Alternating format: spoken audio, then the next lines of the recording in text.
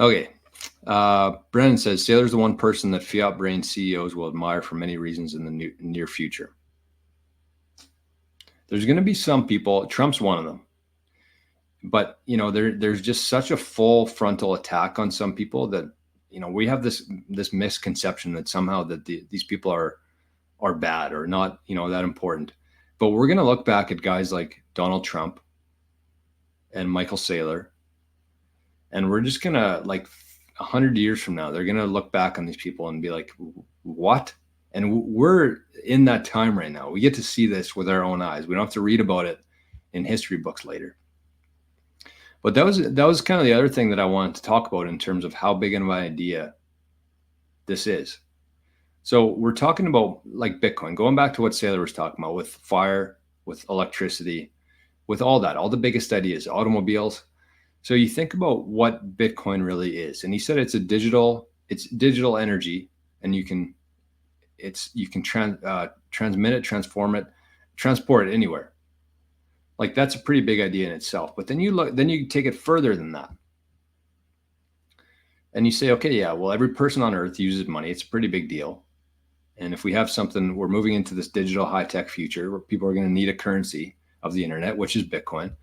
But then you also look at the historical aspect of it. And even, I was thinking about this last night, and I thought, okay, well, the fact that you can send digital energy anywhere in the world is kind of cool. But at the same time, like, I think that banks, we've been doing this kind of for a while now, even though it's very clunky and hard, you could still send money from me to somebody in Bulgaria. You could do it. But the thing there is that's the fiat. He said that it's capital, not money. It's capital, or fiat. Right? So it's capital. And what does capital mean? It's an actual, what would you call it? The fact that it's decentralized and that nobody controls it, that's where the value comes in. So yes, you can transport it, but there's also the actual aspect of why it's so valuable behind there. But then you take it one step further and you say, okay, well, not only is it money, not only is it the best form of money that's ever been invented, but it's also going to reshape the whole world and the future of the world because of the fact that you cannot change it. So think about how different the world would be today, how different our society would be if they didn't have the ability to change, alter, and destroy history. And Bitcoin gives us the ability now, or the inability for them to destroy history. And that's a big fucking deal. Yes, it's exciting that you can send it across the world. Yes, it's exciting that our purchasing power is going to go up.